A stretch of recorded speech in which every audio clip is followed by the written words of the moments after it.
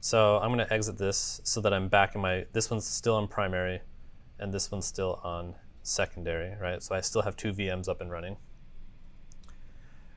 We're going to set up how to do Sftp. If you've been a web developer for long enough, you know that the joys and the pains of deploying your app via FTP, right? I think as soon as you say FTP to a developer, they're either going to like long for simpler days. It's like, why do I need all this like continuous integration and continuous deployment, and why? I just liked, connecting my client and just dragging and dropping files across, right?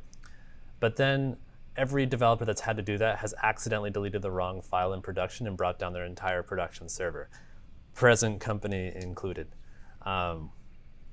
So I'm actually going to show you how to do that if you really want to do that yourself. Like I'm going to show you how to blow up your server. I'm just kidding. But I am going to show you how to move files between servers, right? Like for example, if I had files that were on primary and I needed to get them to secondary, I'm going to show you how to do that connection via FTP, which is called File Transfer Protocol, but specifically a variation of FTP called Sftp, Secure File Transfer Protocol. Okay, so all I can say is buckle up. This is probably the hardest part of what we're going to set up today. If you're going to, assuming you just did the previous section with me with the SSH keys and everything like that, you're just going to say exactly the same command, just change the SH to FTP and then hit enter. I'm just kidding, this is the easiest thing. We already set up the SSH part, and so if you set up SSH, you set up FTP at the same time. So that's like one of the really, really nice parts about Sftp is like when you set up SSH, you are inherently setting up Sftp as well, because they use the same protocol, they use the same ports, like everything kind of works the same. So that's a really nice feature. You can disable, like so that maybe you don't want people to be able to connect to your server via FTP, and you can disable it, but by default, it'll just work out of the box as long as you make one or the other work.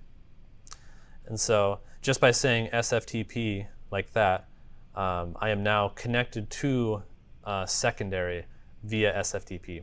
So this isn't quite exactly the same. Now everything works a little bit different. Like for example, tab completion does not work inside of this. But now I can say pwd, you can see the remote working directory that I'm in is /home/Brian.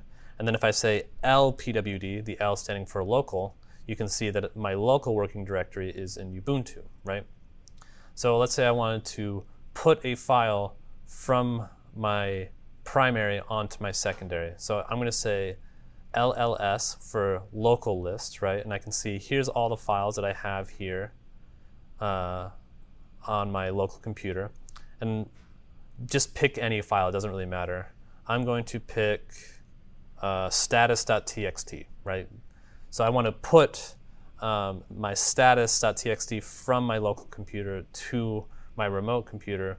So I'm going to say put status.txt, and you can see here, that's really all it takes, is now I have put from my local computer to my remote computer, right? Now there's something really nice you can do here. If I put exclamation point here, I can actually run commands on my local computer if I forgot to do something there. I could, let's say I say echo hello, this is Brian. And I'm going to put that into a file here called file to put.txt. So I can say exclamation point cat file to put.txt. And you can see, cool, I have this file here called hello, this is Brian. So I want to put that file, so I'm going to put file to put.txt, and then I want to rename it something else. So I can say putted file.txt. Okay. So now if you go over here and look at secondary, if I ls here and I get out of here, you can see I have putted file, hello, this is Brian. So I'm moving files across the network here, right? So coming back here, a lot of this works like how you would expect, but if you forget, you can say help, and this will just kind of help you through all the various different things that you can do. So you can do LPWD, I showed you that one, ls, you can cd, right? So where am I right now? On my remote directory, I can say cd ... and now if I say pwd, I'm in this directory. So I guess something to kind of keep in mind when you're doing SFTP. Normally, when you're on one computer, you're navigating around, you're in one directory at one time, right? When you're in SFTP, you're on two directories, right? You have a local directory and a remote directory that you're manning all at the same time. So again, I have a local working where I'm in home Ubuntu, and I can say lcd for local change directory. And now they will both be in home if I look at them. So I'm going to change back both of them to their home directories. That's interesting. All right, so the remote one I want is Brian. There we go. So now they're back in their home directories. So just like you can put as well, you can also say, let's say I wanted to get status, and just like that, you can say get status.txt, and I'm going to call it getted status.txt. And by that way, I can download files from the remote server onto my local computer as well.